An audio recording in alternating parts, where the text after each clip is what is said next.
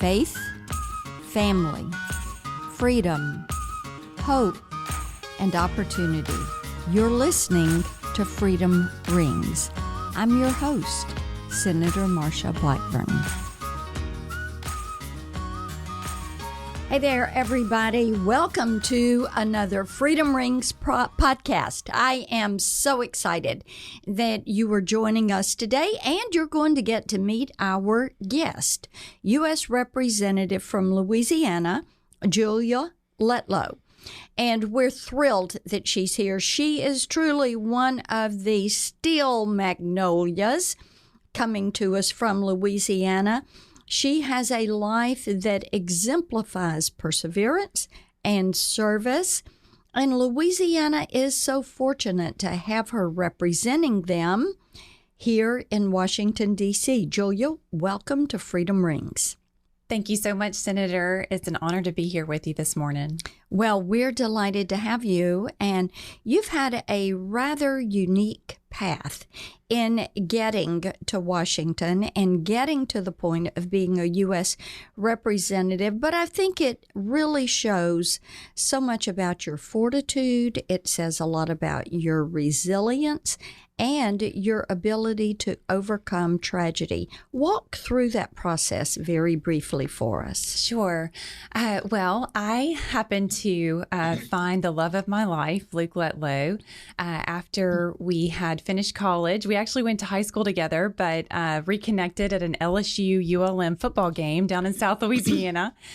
And he stole my heart, whisked me away, and we had such a wonderful marriage, Senator. We had 8 years of wonderful adventures and supporting one another. His background was in politics, always had been, was always going to be, and my background was in education, particularly higher education. I love to teach. I knew I always wanted to be a professor, and so we were both pursuing our dreams. And as you know, with your spouse, you become a partnership, and he supported mine. I supported his, and it was during the campaign that COVID struck, and this was in 2020. That's right. And we tackled that together. But I was right by his side during that campaign. And I represent 24 parishes. We call them parishes in Louisiana instead of counties. And I traveled all 24 parishes with him. And it was during that time that I fell in love with the people, and I fell in love with the process of politics. And so again, supporting one another's dreams. And unfortunately, after he won that election and he was at the pinnacle of his life and just so proud of him. And we were on one of life's mountaintops, as you know, and unfortunately tragedy struck and he came down with COVID. He was 41 years old, had no pre-existing conditions.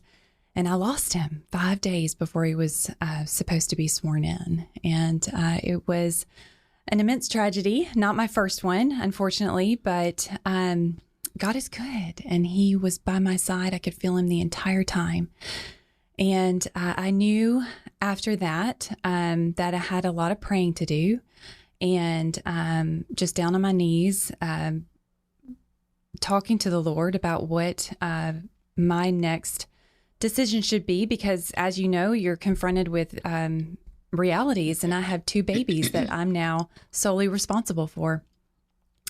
And the idea was presented to me about possibly running for his seat. And I knew that I had to first have that peace from the Lord, that peace that surpasses all understanding. And secondly, I needed support from 4 very important people, Luke's parents and my parents, because I knew it was going to take a complete support system for this to work. And once I got on my knees, Senator, and I felt that peace from the Lord, I've never had more peace than the day that I walked down that aisle and married Luke. And the Lord has opened every single door since. And your children? They are. Jeremiah is 4. He's about to turn 5. And Jacqueline is 2. And at the time they were 3 and 1. And wow. But you know, everything in my life, Senator, I look back and I've always believed in the Lord's sovereignty.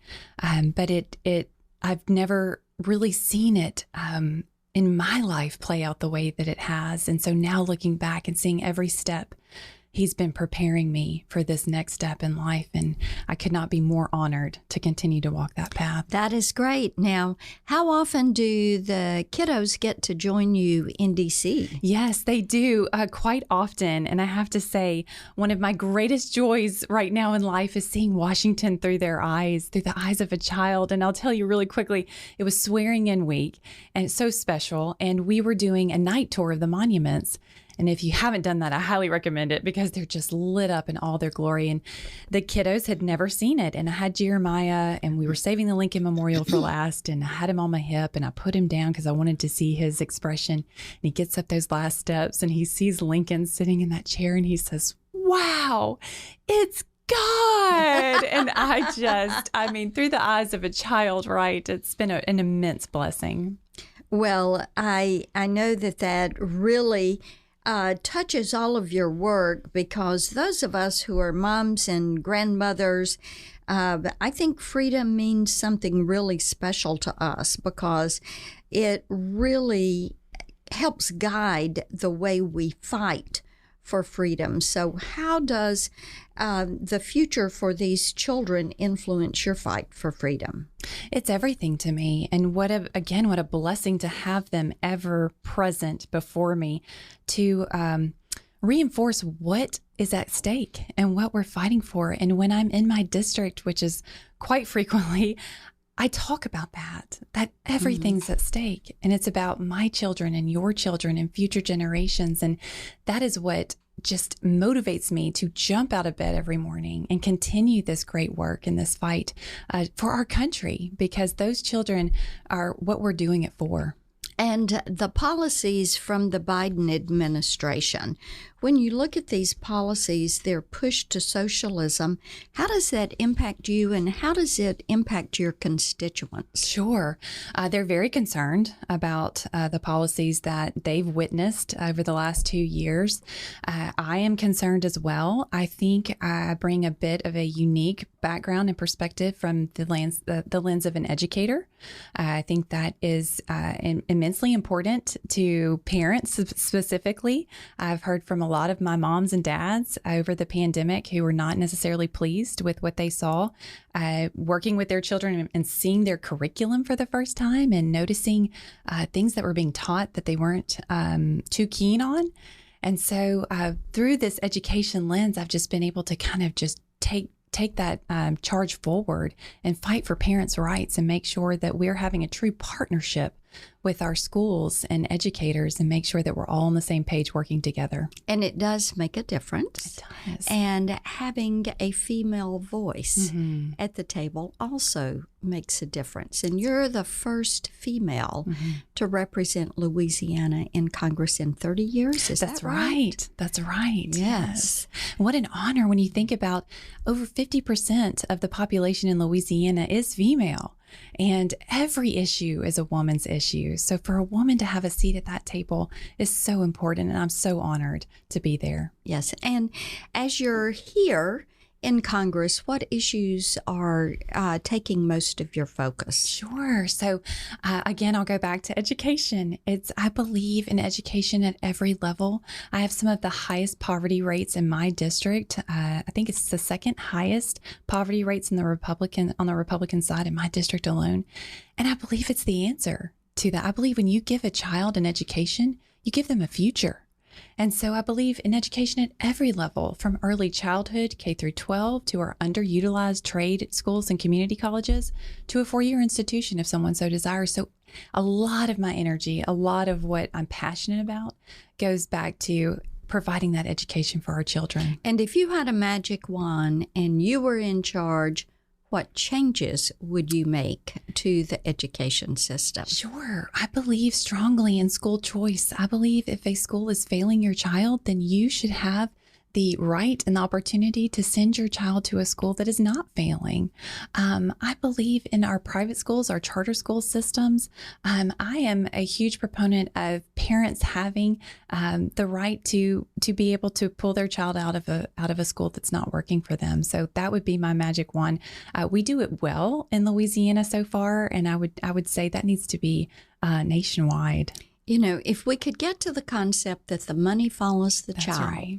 That's right. not the school building, That's right. we would be in a lot better shape. That's right. Julia, I have to ask you, what does freedom mean to you? How did it affect you as a child growing up? Because you grew up in Monroe, Louisiana, and you live in, is it Stark? I do. Louisiana? I do. Yes. Yeah, talk a little bit about that early childhood for you. Goodness. Freedom means everything to me. I grew up with two wonderful, strong Christian parents and an incredibly blessed family who taught me well about what that means. And, you know, I think as a child and even to this day, you sometimes can take it for granted that it has always been there and will always be. But as we know, that is not the case.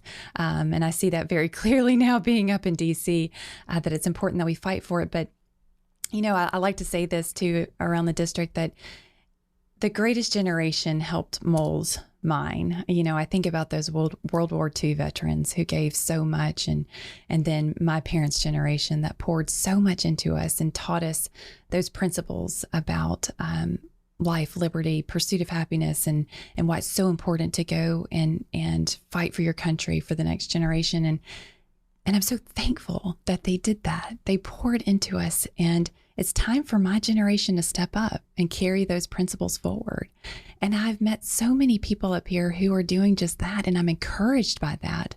But we need even more to do that as well. And I'm just so encouraged by what they've instilled in me and my generation, what they've taught us. And please be encouraged that we are going to carry those principles forward. Well, and Ronald Reagan said it so well. We don't pass freedom along in the bloodstream. Every generation has to fight for it. That's right. And if a generation slacks off, then freedom loses. That's right. And as I look at what this administration, the Biden administration, is doing to compromise our freedom, That's right. the way they have the open border, devaluing our citizenship, saying to people, just walk in, we'll give you these benefits. That's right. What they're doing with crime, the way they are not forceful in combating crime, the way they take away a little bit of freedom every day when inflation rises and it costs more for families to work and to provide for their families. These are all things that take away individual choice and options and freedom. And I like to say freedom, free people, and free markets will pretty much figure everything out. Amen. So, well, Julia, I am absolutely delighted that you are here and delighted to know how hard you are working to make certain that we preserve our freedoms. Now, I know our Freedom Rings audience is going to want to keep up with you and get to know more about you. So on Twitter, they're going to find you at JB Letlow. That's right. Letlow. That's it. And then on Facebook at Julia Letlow. And your website is julialetlow.com. That's it. And thank you for joining us for another episode of Freedom Rings.